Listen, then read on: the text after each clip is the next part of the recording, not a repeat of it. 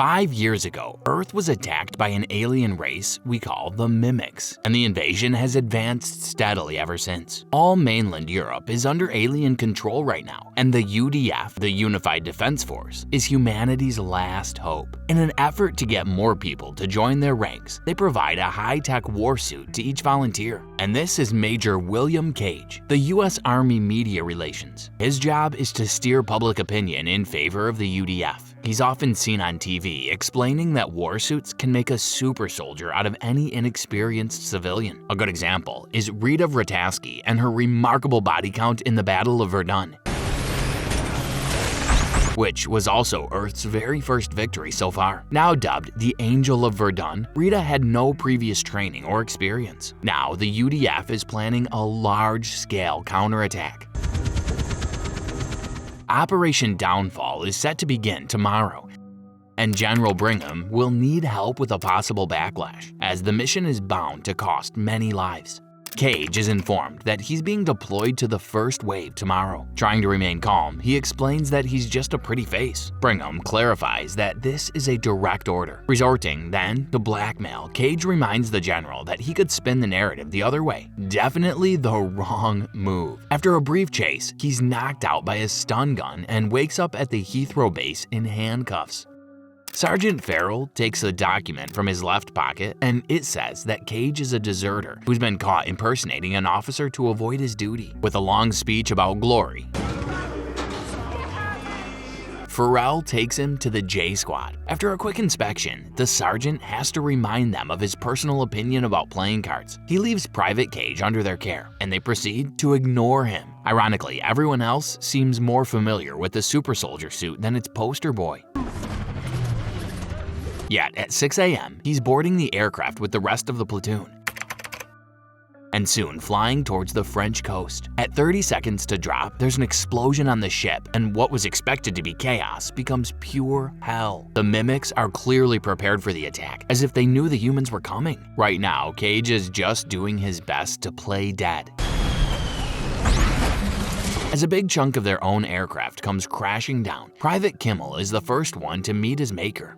Rita is also there, using the war suit like a pro, until she gets hit as well. And now we get to have a closer look at the Mimics. They're creatures that look like octopus, and they can hide in the sand to sneak up on you from below. When that happens near Cage, he's still struggling with the language settings on the suit. So he goes for the video game beginner's approach. Press all the buttons like crazy and eventually you'll shoot something. But his celebratory laughter doesn't last long.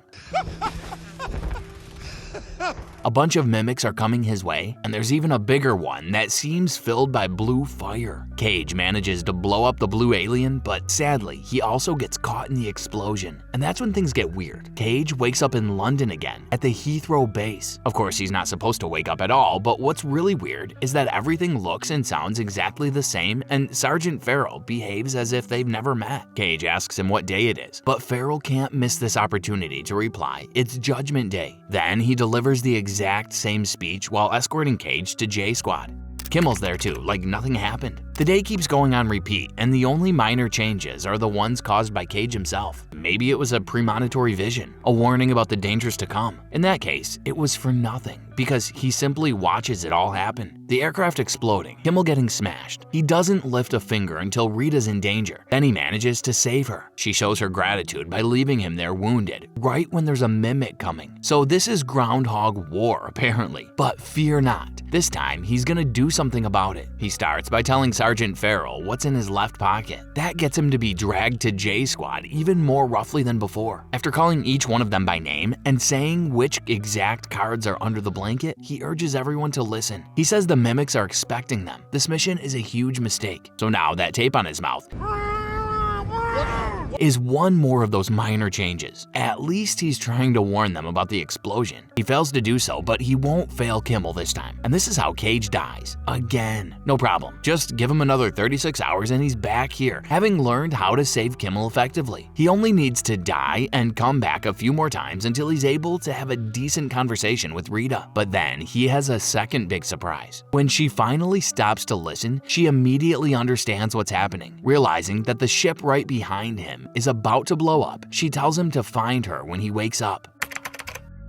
Back to London, it's yesterday again, and by now, he knows better. He doesn't try to convince people that he knows the future anymore. He just waits for an opportunity to sneak out and find Rita. And there she is, beautifully balanced in the middle of rapid swirling murder machines built to resemble mimics. Initially upset at the interruption, her expression changes when she hears what he says. She tells him to keep that to himself, otherwise he'll end up in a psych ward. And then she asks about the first time he died, if there was a blue alien involved. Maybe he got covered in its blood. Cage confirms it all. So that's what happened. It's some kind of contagion. She says that the same thing happened to her, but now that she lost it, he must use that ability to help her win the war.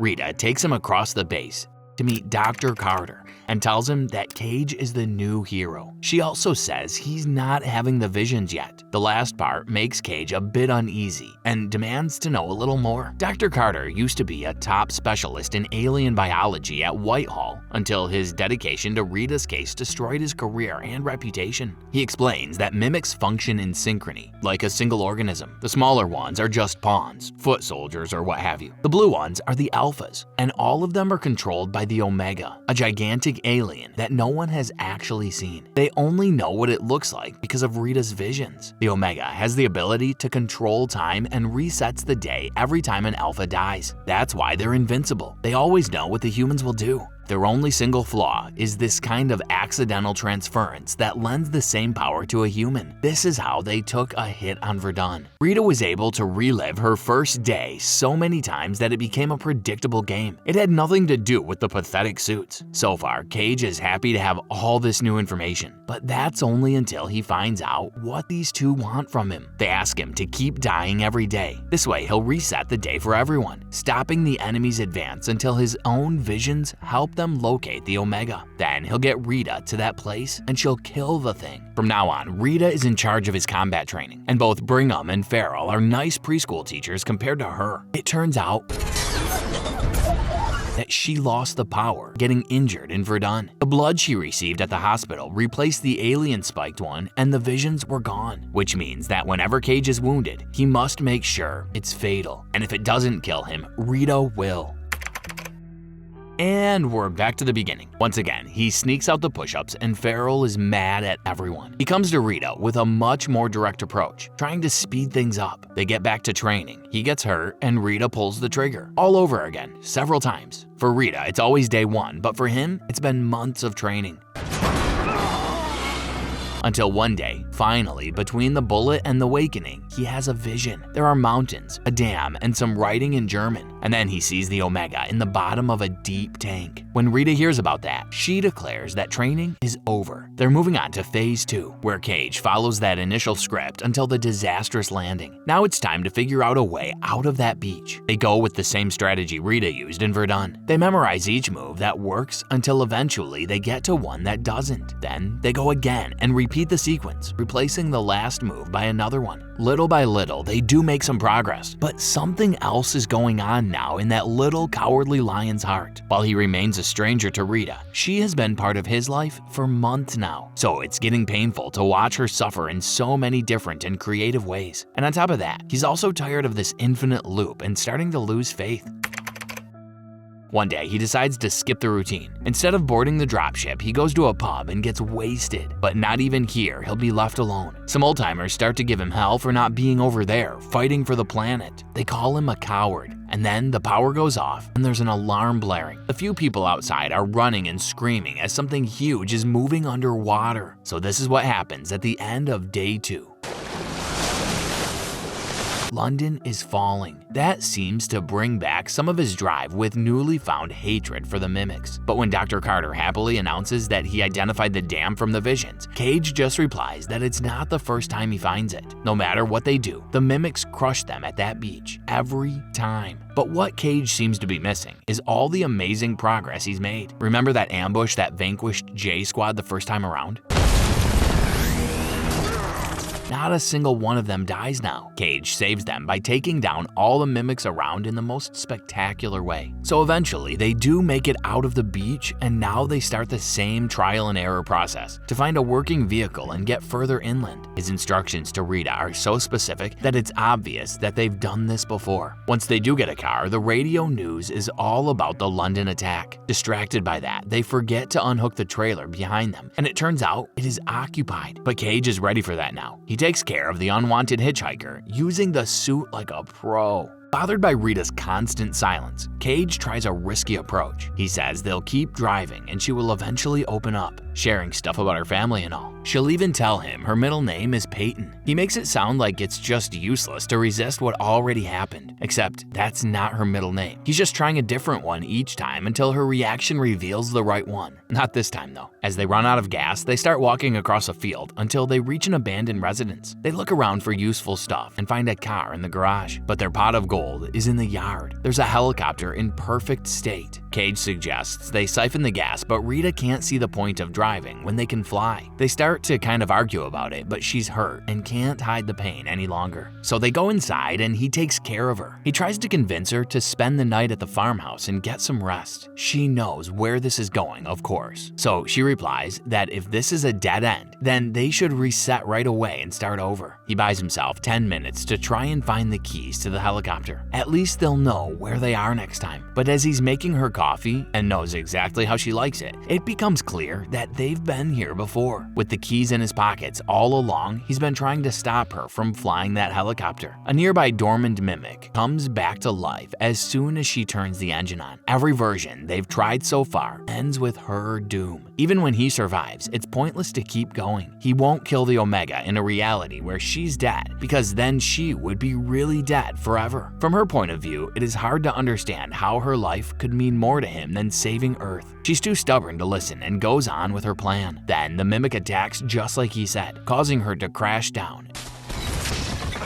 And many more are coming. Before they get to them, she tells him her middle name is Rose. Cage wakes up the way he always does. He just goes through the motions until it's time to meet Rita for the first time again. And then he changes his mind. Apologizing for the interruption, he just leaves her alone. He gets back to J Squad, joins Operation Downfall as usual, makes it to the abandoned farmhouse, and then flies the helicopter all the way to Kernera Dam in Germany.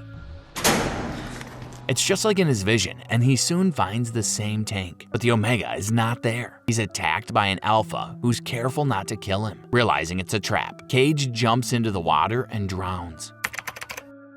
On the next morning, which is actually the last morning, he goes to Rita and Carter with the bad news. The mimics are smarter than they thought. They're trying to rip the power off of him, just like they did with Rita. All the visions have been a trap since the beginning. Their only hope now is a device designed by Dr. Carter that can tap into the Omega's wavelength. And why haven't they tried it before? Because this one doesn't work. Carter had built a better one at Whitehall, but it was confiscated when he fell in disgrace. He can't build it like that one with the equipment he has now. So now it's time to pay a visit to General Brigham.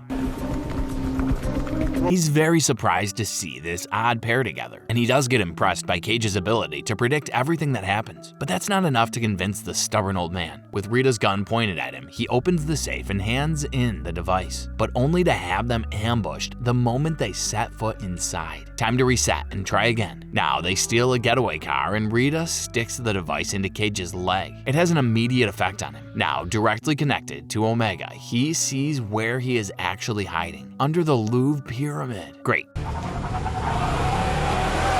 So that means now nothing can stop them. Oh wait, it seems that a regular soldier in the suit is enough to stop them, especially because the crash doesn't kill them. So Cage finally wakes up somewhere else. He's at the hospital and he's been given blood. No more Mr. Groundhog.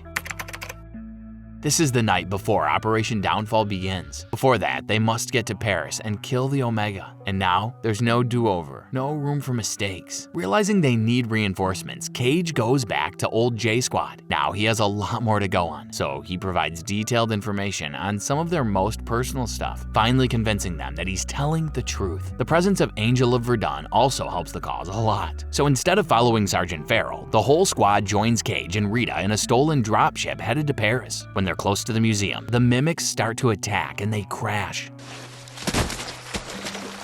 But Rita and Cage get to reach the pyramid together. With a goodbye kiss, she tells him she would have liked to get to know him better. Even after all this, he's still just some guy to her. Then, while she distracts an alpha, Cage plunges towards the Omega, dropping a handful of grenades into its monstrous mouth. No one said what happens when the Omega dies, but we're about to find out. Cage wakes up in the past again, but not at the Heathrow base. He's in the helicopter, on his way to that unpleasant chat with General Brigham. Something feels different though. People look happy and full of hope. Brigham is at a press conference, explaining that all the mimics seem to have lost their ability to fight. Human troops are marching across Europe without resistance. At the Heathrow base, Cage watches the J Squad from a distance. His friends have never met him before. They don't know him at all, but there is someone who is about to. And this is the end. This was a recap of the 2014 movie Edge of Tomorrow by Warner Brothers, starring Tom Cruise and Emily Blunt. So what do you think of Cage's power? What would you do if you had it? Let us know in the comments below with #CinemaRecap. Until next time.